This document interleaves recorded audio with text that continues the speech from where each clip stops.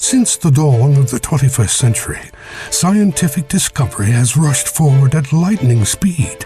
Genetics, physics, computerized technology, robotics, virtual reality.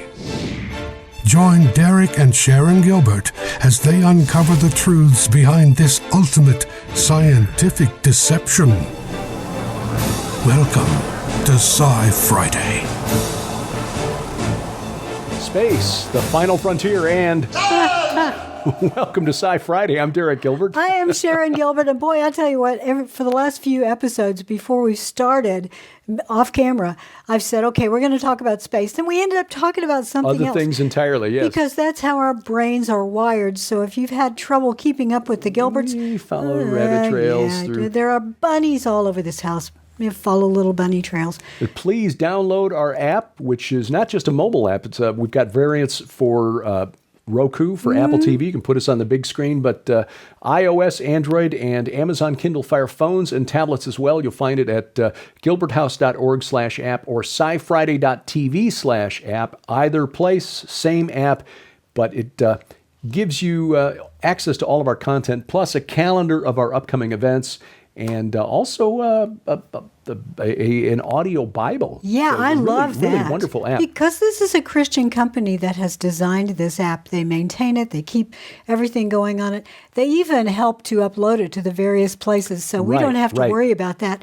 They're also storing all of our content. Yeah. So we don't have to worry about them saying you're canceled. You've said something that we find offensive, so that's the reason for it. Protect yourself against, if you appreciate our programming, don't let big tech get in the way. If you're watching this on YouTube, God bless you, but it's their sandbox, their rules. So, but if you get our app, you will always have our content basically going directly from this Christian company right to your smartphone, tablet, or TV set, and again, you'll find it at our websites. Oh, yeah. Thank you, by the way, to everyone who has downloaded it. Over 5,000 people have loaded that app. I am just amazed. Thank you. I am too. I really am. Well, space. First of all, the Space Force.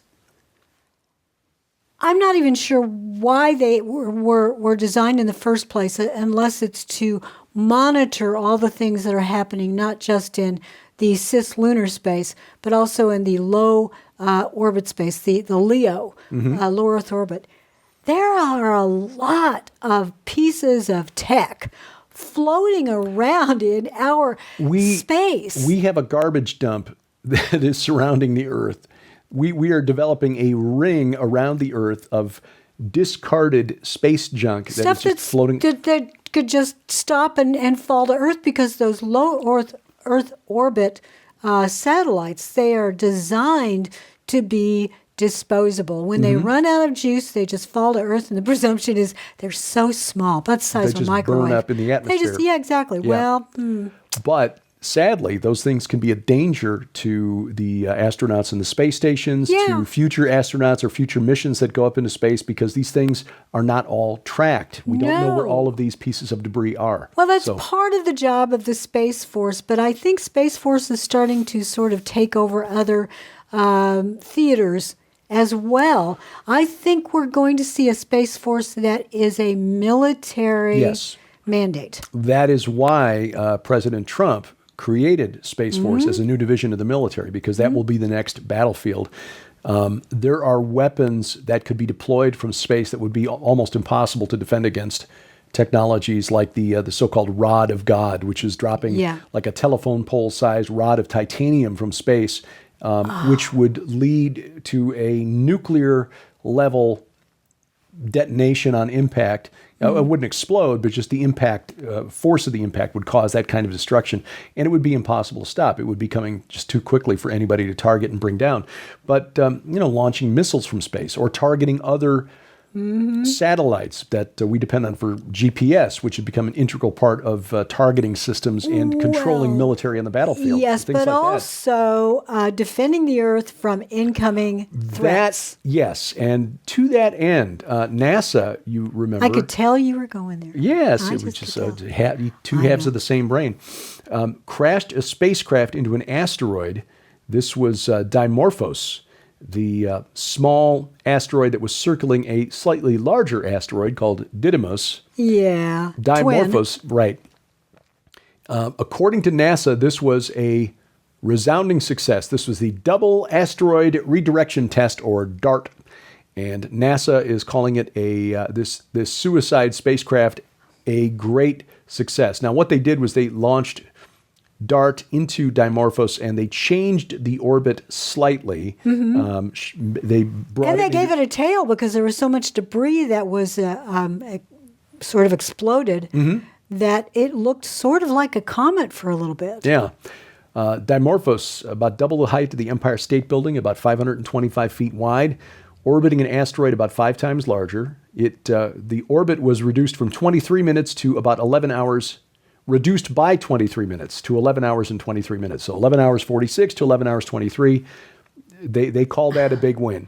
Now, why is this important? Why are they doing this now as we are beginning to take notice of the incoming asteroid Apophis in 2029? That Tom Horn writes about in his book Wormwood. Right.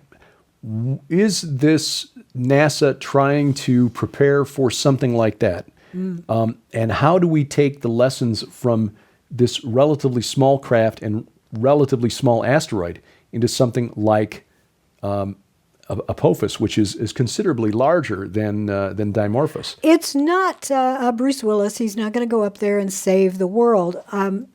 I think it's a very dangerous plan if you send a missile of any kind to explode on Apophis as it's coming in. There is no guarantee that changing its orbit would be beneficial. No, that's true. And now I'm looking at the size of Apophis, and actually the size of Dimorphos is not really that much different. That's why they were practicing on it. Oh, okay. So it's roughly the same size as Apophis. Now, would deflecting Apophis by that degree really have any beneficial impact? We don't know. If you've ever played pool, you know that striking a ball on a certain angle, you can almost, if you're very good at it, you can sort of predict where the other balls that are affected will go. So you can have some really tricky shots and end up putting 3 or 4 of your balls into pockets at the same time. Right. However, unless you are really good at this, and again, NASA's done it once, unless you're really good at this, you don't know what effect you will have if you take, a little pot shot at an angle and hope that you're deflecting it away from Earth. They might actually split it and have both halves come down to Earth. They do not know. You cannot predict because there's something called the Yarkovsky effect. That means that there are all sorts of little things going on, dark matter and gravity and other small things that are just not known yet. They haven't been discovered. Plus the actual shape of the asteroid, whether it's spinning or not, there are a lot of variables in this equation. And I just don't think NASA, which sometimes doesn't know if they're doing traditional inches or if they're supposed to be doing, metric. Yeah. They don't always get their math right. Lost at least one Mars probe because they weren't sure. They forgot to convert from imperial to metric. Yeah. I know. Yeah. So can they do it? I don't know. And also in his book, Wormwood, Tom Horn makes the case that it's possible that the value of pi, which is often in these equations, is incorrect. Yeah, Josh Peck included that in the documentary called Ragnarok, Humanity's Last Stand, which is part, by the way, of Skywatch TV's current virtual conference that's going now through early February. You still have time to access that. You get the full documentary as part of the 24 presentations, plus you get 6 documentary films, including that one. And Josh highlighted the work of a mathematician, kind of a rogue mathematician, but he argues that the value of pi is off by a couple of decimal places, well, not by decimal places, but a couple of when you get into the 3.141529 and when you get into long distances, that can really multiply and make a huge difference. Well, I don't have the expertise to know whether this mathematician is right or wrong, but it does raise the interesting question, because not only is that one of the questions that Tom addressed in the Wormwood prophecy. He believes he cites the work of a rather well-known scientist, and I'm not going to remember his name, so I'm not going to try to say it. But anyway, he has argued that NASA is aware that the data that it is presented about about Apophis is not correct, that it's coming in a different direction, that perhaps some of the data is so wrong as to have been deliberately wrong. Well, I think as it gets closer and closer to the Earth, it's supposed to come through 2029, April 13th of 2029. It's supposed to bypass us by a very large distance, according to the public information. But still within But the first information we were given was that on that date, it would come within the satellite orbits. Well, yeah, and that is still That's close enough. yeah, but that is still the projected path of Apophis. I'm going to go back to Yarkovsky effect. You Yeah. don't know. They're saying that their calculations show it coming within the distance that we have satellites. In other words, it could take out our synchronous satellites. Yeah. And they're used for a lot of reasons, including military.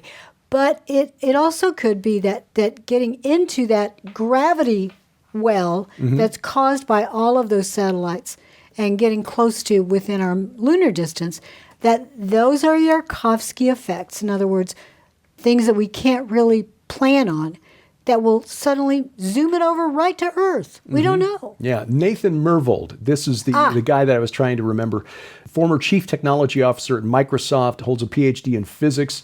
So it's not like he's just Joe, average YouTuber who's out there, putting forth this He knows this idea. his stuff. He's a billionaire whose expertise has is contributed to his personal wealth. But he thinks that the scientists at NASA and at Caltech have made errors in measuring the properties of asteroids in general and Apophis in particular that is going to lead to a problem predicting where Apophis is going to go. And of course, the spin from the corporate media is, oh no, Nathan Myhrvold is a crank, he's wrong. Yeah, well yeah, don't know. South Korean space agency wants to land on Apophis when it gets near Earth. January of 2029, they want to land a craft on Apophis and that bring a could sample back. also change its orbit. Yeah, it could, couldn't it? Interesting. We're dealing with something that's really far away, really hard to see, and we're not trying to generate any panic here or anything. Oh, no. But the Lord is still in control. Amen. But just the hubris of those who say the science is settled until it's not. It's not. Yeah. Yeah. We're going to take a break, and when we come back, believe it or not, we're going to leave space behind and go to fairy tales. Spiritual warfare is where the rubber meets the road for us as Christians, but often we treat it as though it doesn't really exist. Well, during the month of November, we're tackling this subject head on as we celebrate the release of Sharon's new novel, The Poisoned Pawn, Book 8 in the Red Wing Saga, a series that teaches spiritual warfare through compelling stories featuring characters that you come to know and love.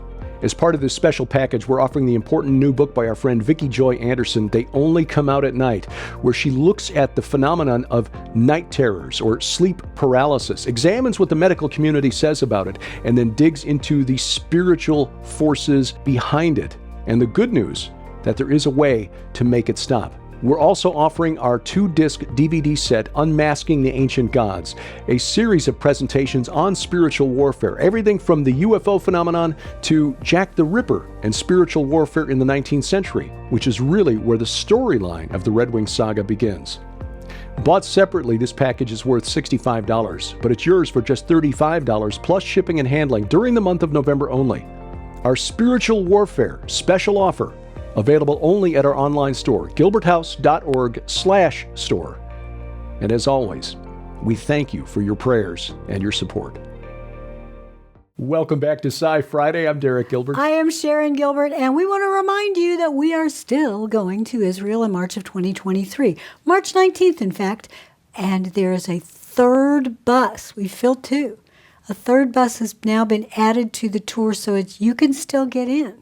We'll be cycling around through the buses so that we're not going to be just on one bus. We'll visit with everybody.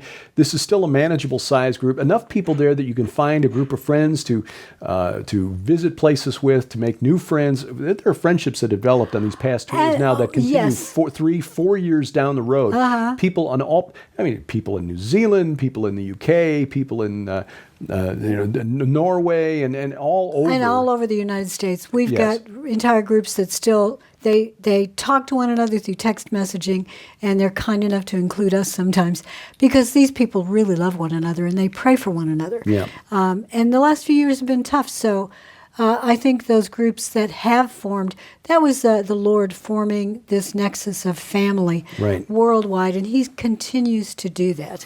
So sign up. Sign up, and we'll show you how some of the pagan stories about the ancient world relate to the biblical accounts as we visit these sites from Mount Hermon to the Dead Sea.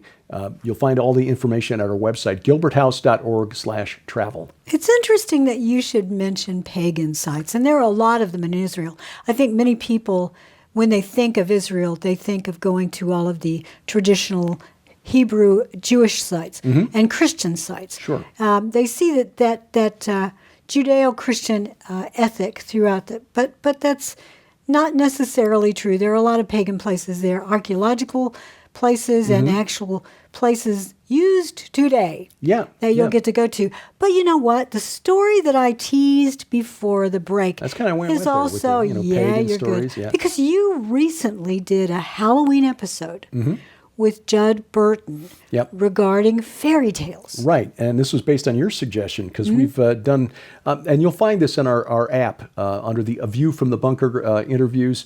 Go back and look at the interview recently with Dr. Judd Burton. Every year around the end of Halloween, or the end of October, we do a program, and Judd has made a long study of these stories that we often call fairy tales, but stories of vampires and werewolves and Fairies and Frankensteins, gnomes but and- fairies and gnomes and goblins and trolls. Even those stories, we have this idea that fairy tales are happy, and the fairy tale princess that our daughter wanted to be when she was a little girl, well, not Nicole, but I mean, many young girls. Nicole was a little more, rough and tumble, but. The idea that a fairy tale ending is something that's very magical and wonderful, and you get this again. The happily ever after is not always part of these original stories. The It fairy is tales not. were And- often very dark, and Judd Yes. shows, and this is where his area of research. He connected this back to biblical times and even the pre-flood world, and some of the spiritual attacks that the fallen realm have launched against God's creation, which includes us as humans. It does, and I agree. I think that these are real entities that have presented themselves as a variety of names, whether it's elves or goblins or gnomes or whatever. Right. Oddly enough, it's probably several weeks behind as you're watching this, but this morning, which is the 24th of October, the day that Rishi Sunak was elected. Selected. He wasn't elected. He was selected as prime minister. By the Tories, yeah. Indeed. Well, this article appeared at phys.org On fairy tales. on fairy tales. A physics website. This is a science website. Here's the title. Fairy tales are salient for teaching primary students about social justice and emotional intelligence, according to a recent study. Social Now- justice and, okay. Yes, teaching primary students about social justice, emotional intelligence, that they can learn to be empathetic to one another. Now, what I find interesting about that idea is that the more we go into that sort of social justice world, the more we are online and sort of formed within our spirit by online behavior, we are herded and recreated, and we absorb a lot of propaganda the same way you do through fairy tales. That this idea is that you will become more empathetic? Nuh-uh. Nuh-uh.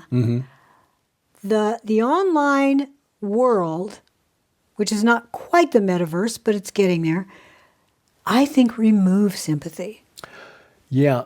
There was a story that I watched, an episode, I should say, of the television series Evil, which we do not recommend for viewing. It's interesting to see how the supernatural realm is depicted by Hollywood, but don't expect good theology from Hollywood. Not at all. Language is a problem in this show, so don't watch it with children in the room if you don't want them exposed to certain Exactly. words. We watch these things because we're trying to tell you what your children who are sneaking and watching them, what they're being, how they're being programmed. Yeah. So this series is did an episode that was titled "The Demon of Algorithms," and it showed how people are the behavior of groups, the behavior of people is shaped by algorithms.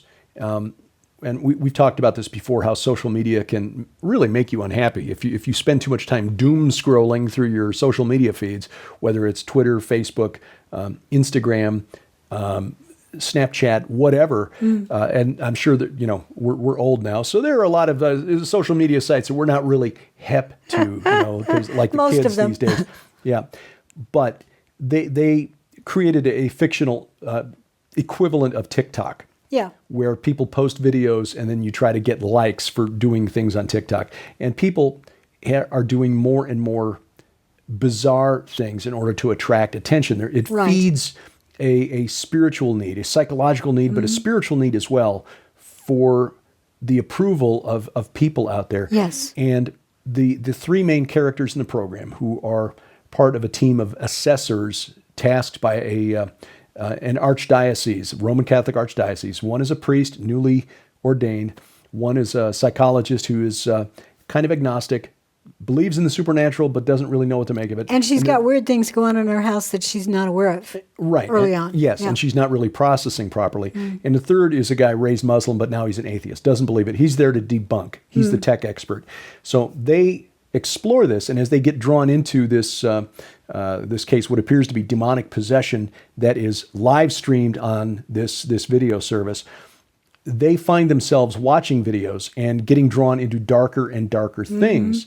The priest realizes he's now seeing more and more videos from priests who are suicidal or are openly talking about violating their vows. Right. Now, setting aside whether or not the vow of chastity was something that really should apply to pastors of the gospel, just set that aside for now. The point is he's being drawn into behavior that is contrary to what he has promised to God. The psychologist, who is a woman, her husband is away on business, and she's responsible for raising her 4 daughters. She's starting to see more and more videos from other moms who are harried. Their kids are misbehaving.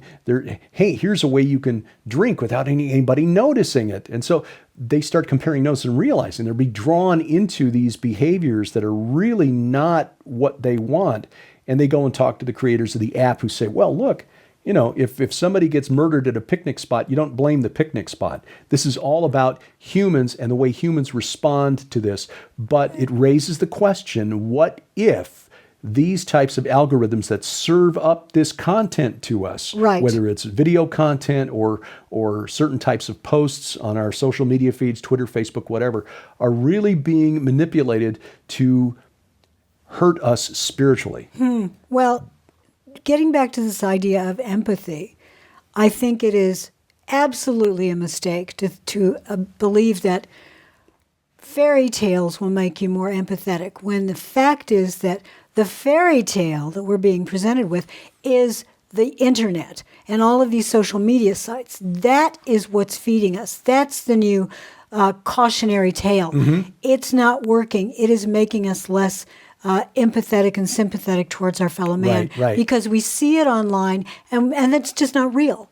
That is not real. Now, there are things going on in New York right now that are very disturbing, and I don't think that authorities have any idea at this point why it's continuing. There have been, as of the time we're recording this, October 24th, there have been 13 incidences of someone just pushing another person onto the subway track. Just this year. Just this year, 13 this year, and 3 within the previous 7 days of this recording. Yes. Yeah. So why is that? It's almost like a film. Well, again, it gets back to this idea of this reinforcement that we get from social media, this idea that everything we do has to be live streamed or recorded and then uploaded Yes. to get likes, to get clicks. There was a time when there was an online challenge. There were a number of them, and one was the whale game, and you had to do a lot of different things, including sort of taking a knife and cutting your flesh to form a whale. And I think it was incremental, but you were told to do this. Okay, you did that. Now do this. You did that. Okay, and it was challenging you to see how far you would go. And the very final thing was something similar to this. You have to go and endanger someone. Right. Or you have to endanger yourself by lying on a railroad track. That is truly demonic. Yeah, and in fact, in this series, Evil, one of the previous episodes dealt with a meme like that. We've talked a couple of years ago now about Slender Man and the idea of these crowdsourced monsters like Slender Man and Laughing Jack. They called the one in this particular episode Visiting Jack, but it was the same sort of thing. If you watched the video and saw his appearance, which turned out to be a hoax, but then you had to do these 7 things in order to avoid being killed. It's sort of like the horror film The Ring, right, where if you watched the videotape, you had to pass it on to so many other people, or you would, or you'd be horribly murdered or something.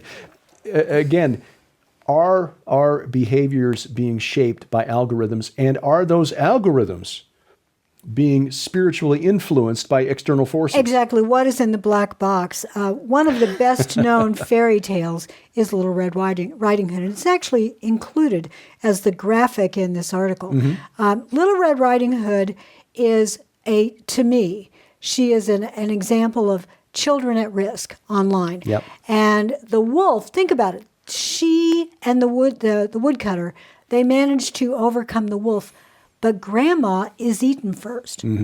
The adult is taken out of the way. So the danger, the wolf, can have absolute access to the child. Yeah. That is what's going on online. They are being programmed and altered. That is a really good observation, yeah. We are to be the grandma, or in this case, men, think of yourself as the sheepdog, protecting against the wolves. If the sheepdog had been there, everything would have been fine. But our kids have access to these stories, these algorithms, at all hours of the day and night, because kids now are using internet-connected devices from a very early age. Parents, grandparents, even if it makes your child or grandchild unhappy, you really need to take that away at night at least, because you don't know who's accessing them in their bedrooms in the middle of the night. You don't. Yeah. We're still covered by the Lord, by the way. Amen. So we're okay. Thank you for watching. This is SciFriday. SciFriday is a viewer-supported outreach of Gilbert House Ministries. Follow us online at scifriday.tv and gilberthouse.org. That's where you'll find our weekly Bible study, the Gilbert House Fellowship. Join us each week as we go through the Bible verse by verse in chronological order. We'd love to hear from you.